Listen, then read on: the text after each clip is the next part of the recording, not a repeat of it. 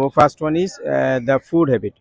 Food habit নিয়ে আমি এর আগে কথা বলেছি, বাট আজকে স্পেসিফিকলি আমি আবারও বলছি কিছু বিষয়। সেটা হচ্ছে বেবিদের ফুডের ক্ষেত্রে আমরা সবসময় বাচ্চারা যে জিনিসটা চাচ্ছে সেই জিনিসটা দেওয়ার চেষ্টা করছি, এবং তাদেরকে আমরা তারা যেটা চাচ্ছে সেটা আমরা দিচ্ছি, অথবা দিতে না পারলেও পরে আমরা ট্রাই করছি। কিন্তু এই বিষয় নিয়ে আমাদের কোনো প্ল্যান নেই যে আমরা আসলে কিভাবে মুভ করব। তো যখন আপনি মুভ করবেন, মুভ করার ক্ষেত্রে বা ডিসিশন নেওয়ার ক্ষেত্রে আপনাকে বুঝতে হবে যে আমি আমার বাচ্চার যে খাবার আছে সে কি খাচ্ছে। এইটা প্রথমে হচ্ছে রুটিন ওয়াইজ, একটা টাইম ওয়াইজ আপনাকে বের করতে হবে। আপনাকে এইটা জার্নাল করতে হবে। আপনি একটা জার্নাল হচ্ছে যে আপনি প্ল্যানিং করতে পারেন যে আমি এই জিনিসগুলো খাওয়াচ্ছি এবং সেগুলো খাওয়ানো হচ্ছে। আর একটা হচ্ছে যে এক্সিস্টিং আপনার কোনো কন্ট্রোল নেই, কিন্তু আপনি সেটা কন্ট্রোল করতে চাচ্ছেন। তখন কি হবে? তখন আপনাকে লিখে লিখে রাখতে হবে যে এই জিনিসগুলো এখন খাচ্ছে, সো এটাকে রিপ্লেস করে, ওই ফুডগুলোকে রিপ্লেস করে আমি অন্য ফুড দিতে পারি কিনা। এখন এই অন্য ফুডটা কি ফুড, আমাদের বাচ্চারা কি খায়? আমাদের বাচ্চারা যারা সবচেয়ে ভালো খাবার খায় সেটা হচ্ছে পরোটা ডিম দিয়ে নাস্তা করে। তো জেনারেলি তারা এটা করে না, তাদেরকে বিভিন্ন ধরনের হচ্ছে জাঙ্ক ফুড, যেমন হচ্ছে বার্গার, তারপরে পিৎজা, তারপরে হচ্ছে বাহিরে তৈরি করা, মানে হোটেলে তৈরি করা ফুড, এই জিনিসগুলো তারা হচ্ছে প্রিফার করে, বাসায় তৈরি করা প্রিফার করে না। সো সবচেয়ে বড় বিষয় হচ্ছে, প্রথম হচ্ছে বাইরের ফুড খাওয়া বন্ধ করে দিতে হবে।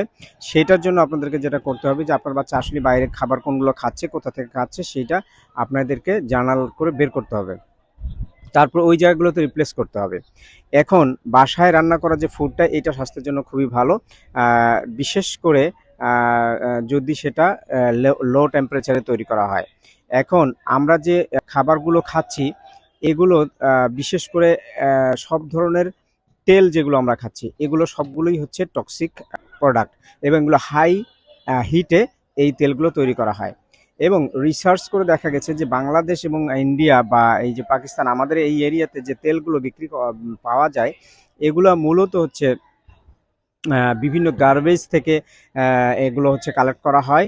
মানে হচ্ছে অপরিশোধিত তেল থেকে এই তেলগুলো তৈরি করা হয়, এবং এগুলো স্বাস্থ্যসম্মত নয়। এবং এগুলোর ভিতরে যে হালাল তেল আছে, এরকম হওয়ার সম্ভাবনা খুবই কম। অন্য অন্য আজে বাজে যেগুলো হচ্ছে আমাদের বেহালাল বা হারাম, এরকম পশুর চর্বি থেকেও কিন্তু আমাদের হচ্ছে এই তেলগুলো সোর্স আসে। যদিও আমরা এগুলোকে সয়াবিন বলছি, বাট এখানে সয়াবিনের পরিমাণের থেকে অন্য তেলের পরিমাণও বেশি থাকে। তো এটা জার্নি অফ এই ওয়েলগুলো যেভাবে তৈরি হচ্ছে, সেইটার থেকে আসলে এই জিনিসগুলো আমি জানতে পেরেছি। এখন কোশ্চেন হচ্ছে যে তেলের কথা আমি বাদ দিলাম, আমরা যে রেগুলার ফুডটা খাচ্ছি এর মধ্যে কতটুকু হেলদি ফুড আছে। হেলদি ফুড বলতে আমি বলছি জীবিত খাবার। যেমন আপনি যদি একটা ফ্রুটস খান, এই ফ্রুটসটা কিন্তু লাইভ আছে। আপনি যদি একটা সবজি খান, সেটা যদি লাইভ থাকে তাহলে সেটা লাইভ খাচ্ছেন। কিন্তু আমরা অধিকাংশ জিনিস খাচ্ছি হচ্ছে মৃত, অর্থাৎ ডেড ফুড। তো এই ডেড ফুড থেকে বাচ্চাদেরকে বাঁচানোর জন্য হচ্ছে আপনারা লাইভ ফুড খাওয়ানোর চেষ্টা করবেন, যেটা হচ্ছে তাদেরকে তাদের সেলগুলোকে নতুন করে রিবিল্ড করতে সাহায্য করবে।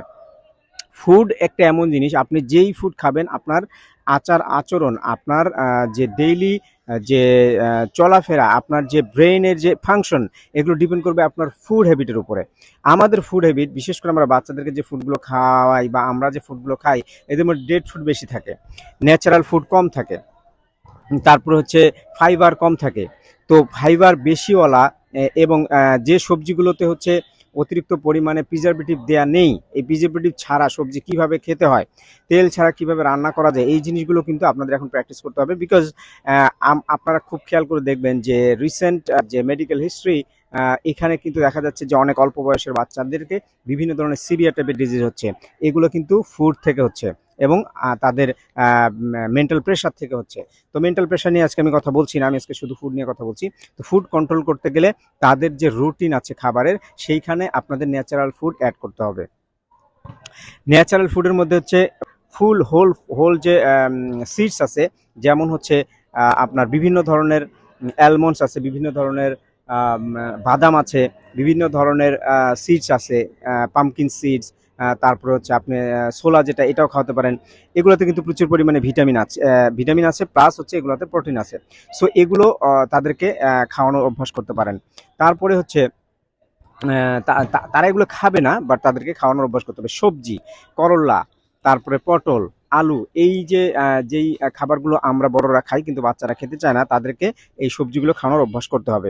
বিশেষ করে শাকসবজি যেগুলো হচ্ছে গ্রিন, ডিপ গ্রিন কালারের, যেমন একদম সবুজ কালারের শাকসবজি, এগুলো তাদেরকে খাওয়ানোর অভ্যাস করতে হবে।